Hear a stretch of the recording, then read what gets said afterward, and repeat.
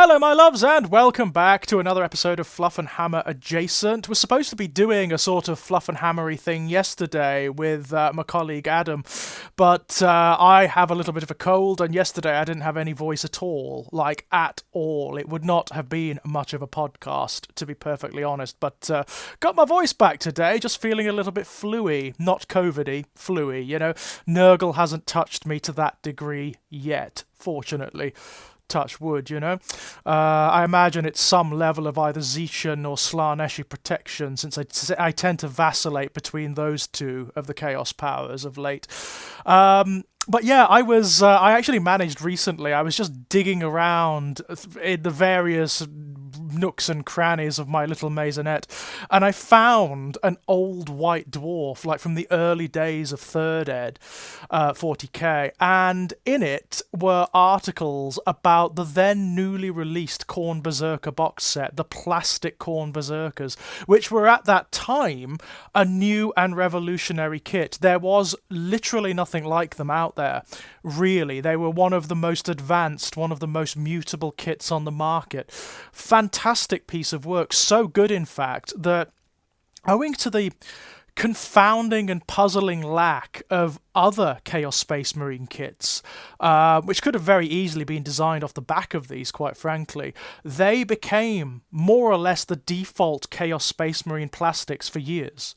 People just bought those kits, regardless of what Chaos God or Legion or whatever their armies were centered around, and just adapted them. They cut off all the Khornate iconography, which is not difficult to do. You can do it with a modeling knife very, very easily, and turn them into generic Chaos Space Marines. They turned them into Noise Marines. They turned them into Thousand Suns. They were very, very mutable, very easy to convert, very easy to model, change around, shift around. An excellent kit at the time. Of course, fast forward some 20 years, and we're still using the same Khorn Berserker kit. There hasn't been another Khorn Berserker kit since that time. And with the developments in things like the shifts in scale, for example, they look very, very strange. They look very, very, very peculiar at the moment, weighed against things like the current Chaos Space Marine kit, for example, or the Thousand Sun Rubrique, or the Death Guard Plague Marines. They look very plain. They look very cartoonish, and they're just not right. You know, they don't look in keeping with the current range of miniatures, which is a real shame. It's a real shame. Khorn Berserkers are as iconic of Warhammer 40,000, arguably, as your generic Space Marines. You know, people recognize the Khorn Berserkers. Those bunny ears are very, very, very, very distinctive indeed. It particularly they look pretty damn terrible when you compare them to equivalents in the Khorn Bloodbound, in the Blades of Khorn from Age of Sigmar. There are direct equivalents in that army that even just look like fantasy versions of Khorn Berserkers. I'm thinking in particular of the Blood Warriors, which are just Khorn Berserkers. I mean, what most Khorn players, what most World Eater and Demonkin players do these days, they buy the Blood Warriors and they stick backpacks on them and chain axes and put pistols in their hands because it's really easy to do, and they look for all the world like proper honest to god Khorn Berserkers, how they're meant to look, how they look in the artwork, how they're described in the background, and they are far more in keeping with that sort of more ornate baroque detail that you find on a lot of Chaos Space Marine miniatures these days. At the time, way back in the early days of 3rd ed, the Chaos Space Marine miniatures were actually kind of pared down by contrast. They were not that chaotic, funnily enough. They had the characteristic banding and ribbing and exposed chest wires of Chaos Space Marines, but they didn't have the more sort of warp-tainted, mutated elements that a lot of the present-day miniatures have. And that makes them stand out as well. They're a little too clean these days. They just don't really work with the current miniatures range. And it's a great shame. Khorne Berserkers do really deserve a little bit more. They are very iconic of Warhammer 40,000. They're a lot of people's favourite Warhammer 40,000 unit, and their background is superb. I mean, they are really interesting because they're so clear that in terms of what they do and how they're supposed to function. They are just frothing psychopaths. You just chuck them at the enemy and they hack and slash and murder and maim until there's nothing left, until there's just chunky kibbles left strewn in their wake. That is what they are. Of course, way back when the World Eaters were first described back in the Realms of Chaos days, in the early days of Rogue Trader, there were no Khorne Berserkers. The Khorne Berserkers are a new development, relatively speaking. What there were there were not the sort of lobotomized, butcher's nails implanted Khorne Berserkers. There were Chaos Squat Berserkers back then, and there were Khornate Assault Marines. And it was those Assault Marines that later sort of morphed and transformed into the Khorne Berserkers in the very latter days of Realms of Chaos. They were actually released, the Khorne Berserkers were released almost synonymously with the Noise Marines. The Noise Marines for Slaanesh were also not in the original Emperor's Children list. What would eventually come to be defined as the cult units didn't exist back then. Your Thousand Sons Rubricae did not exist. Your Khorne Berserkers did not exist. Your Noise Marines did not exist. Now, your Plague Marines did. Interestingly, your Plague Marines did. They were the only cult unit that did exist. But all they were the Nurgle-marked Chaos Space Marines. That's all they really were. They had 1 point more of toughness, and they had a few more die 3 random Chaos rewards, I do believe. And that was about it. That's what really defined the Plague Marines. But the Khorne Berserkers and the Noise Marines were released as a White Dwarf edition. And then you had a limited range of miniatures released, all metal, by the way, at that time, all metal, to go alongside them. It wasn't really until 2nd edition that they really started to get fleshed out, where you had this notion of the Khorne Berserkers not just being Space Marines that had dedicated themselves to Khorne and therefore had just lost their minds through the corruptions of chaos. Rather, you had this whole notion of Angron, their Primarch, being a gladiator on some long-lost, forgotten planet that had no name back then. It wasn't until very recently that the name of that planet was revealed in the Horus Heresy series. In Betrayer by Aaron Dembski-Bowden, that was where it was first named as Nuceria. Up until that point, it wasn't even referenced. It was just a planet that Angron fell on and was lobotomized to become a gladiator in their gladiatorial arenas. That's where the original Khorne Berserkers derived from. Angron brought that practice back to the World Eaters, and so new recruits were lobotomized, the butcher's nails were implanted, and they became these frothing maniacs, whereby the butcher's nails are a fantastic concept, by the way. They are a fantastically grotesque, inhumane, horrible, such a repulsive concept. It can only exist in something as parodically and ironically grimdark as the Warhammer 40,000 universe. They are an example of technology that only exists because of the excesses of the rich and the abuses of the underclasses, right? They were used on Nuceria because Nuceria was a planet dominated by a particular class of aristocracy, of born privilege, and they maintained a sort of peace amongst the underclasses by funneling them into these gladiatorial arenas. It's basically bread and circuses, right? It's that whole philosophy. And they did that by taking certain examples of them and lobotomizing them and surgically implanting these archaic machines into their brains that slowly drove them mad and linked their pleasure centers to the act of violence, to anger, to hatred, to bloodshed, and made every moment where they were not engaging in those activities ones of excruciating agony.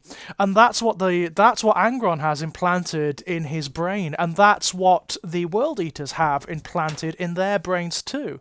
Every moment where they are not engaging in violence, they are experiencing excruciating agony.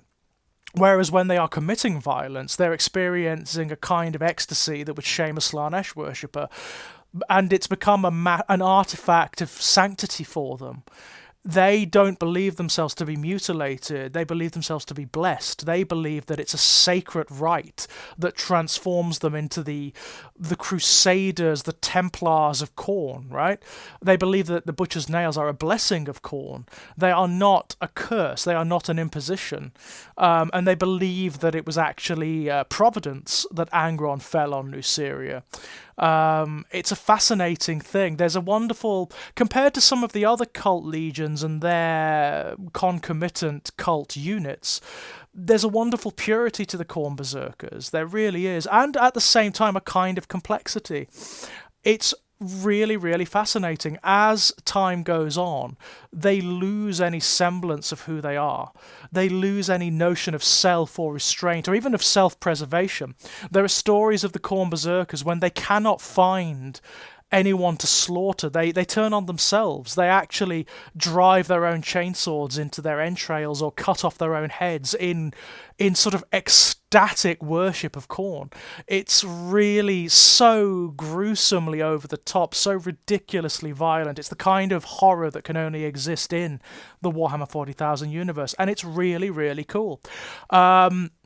But of course, because there haven't been any new miniatures for the Khorne Berserkers for a very long time, they've kind of been left on the wayside. They were pretty good in 8th Ed, and they're still pretty good now. I mean, they have the ability to fight twice, which is quite rare in 9th Ed, and is very, very, very good indeed. They can fight twice per assault phase, which is quite powerful.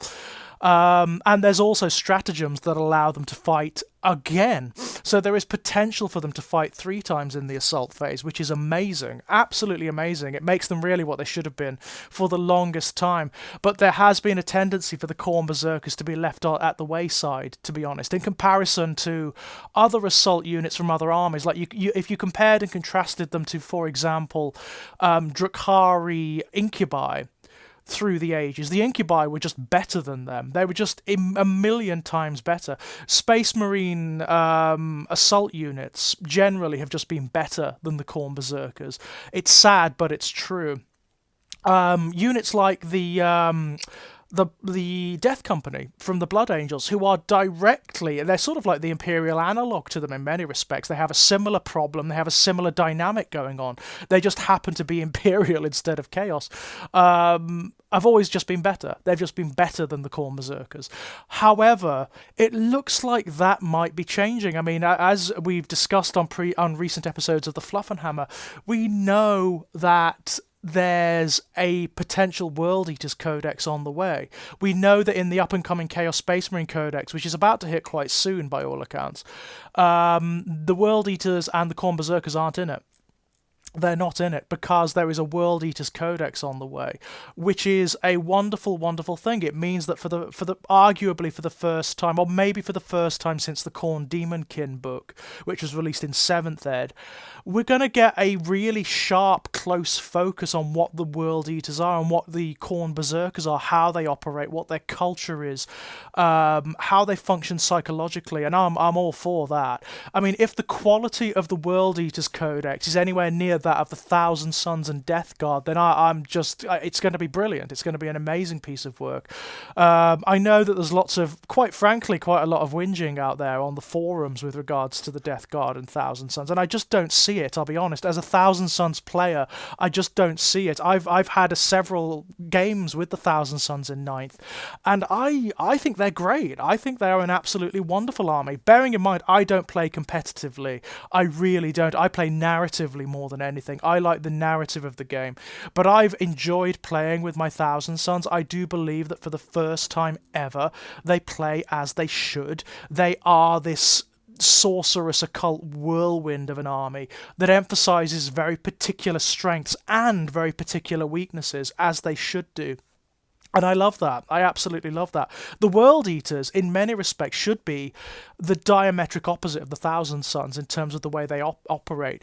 The Thousand Sons emphasize firepower and psychic chicanery, trickery, subtlety. The World Eaters are the exact polar opposite. They emphasize the assault phase primarily. That's where all their strength lies. That's where all the cards are. They have no psychic chicanery at all. because of course Khorne hates psykers and sorcerers, regards them as cowardly. And also the World Eaters themselves really despise sorcery, psykers, and all that kind of thing.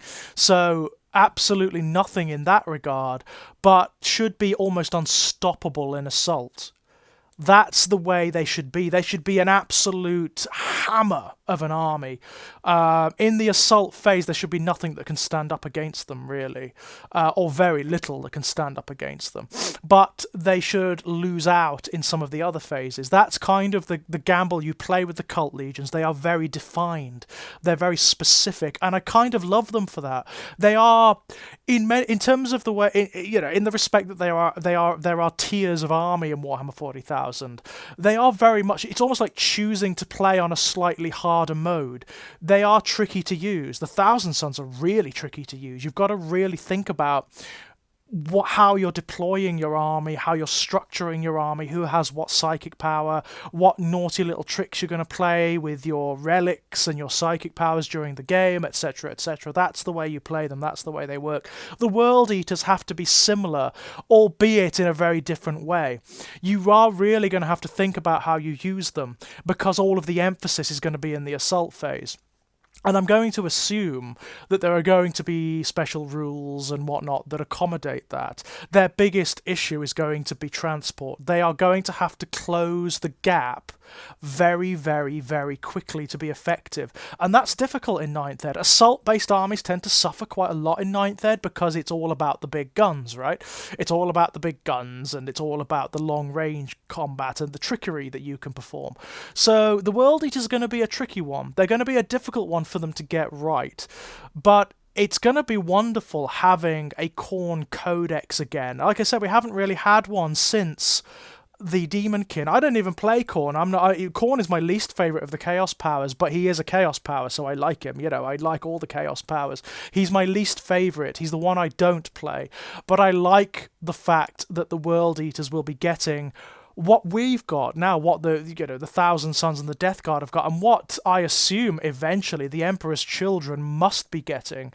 There must be a Slaanesh Codex, at least in conception, out there somewhere. I mean, my God, after the World Eaters, they're going to have to do it, aren't they? They are going to have to do an Emperor's Children Codex, because that will create the quorum. That will be all of them, right?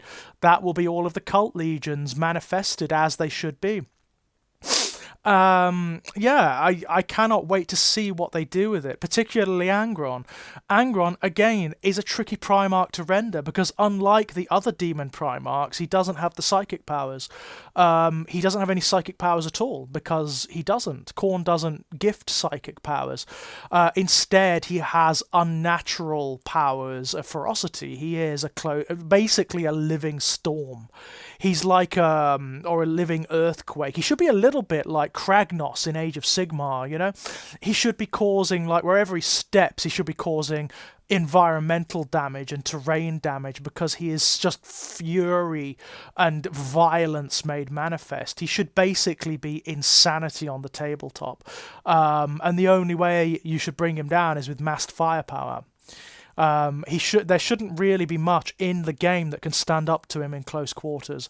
Very, very little indeed. Can't wait to see what they do with him and what the model looks like. I mean, the artwork and descriptions of Angron are fantastic. He is almost like the most classic looking demon Primarch of them all. He looks like a big red demon, basically. And in the artwork, he's got a twisted version of his armour that he wore when he was a mortal Primarch. And also, the Butcher's nails are extending from his scalp as a kind of mane of wires and tubes that burrow into his back and lash around him. So, yes, this could be something very special when it hits. There will be new Khorne Berserkers, obviously, because that will be with one of the core kits for the army. For the first time in 20 years, we'll be getting new Khorne Berserkers. Can't wait to see what they do with them. Really cannot wait to see what they do with them and how they update them, make them bigger, make them interesting, make them more elaborate. Yeah, it's going to be a fine old time for Khornate players, I have no doubt. I have absolutely no doubt. And of course, when it hits, there will be an Ages of Chaos deep dive, of course. So until then, my loves, bye-bye.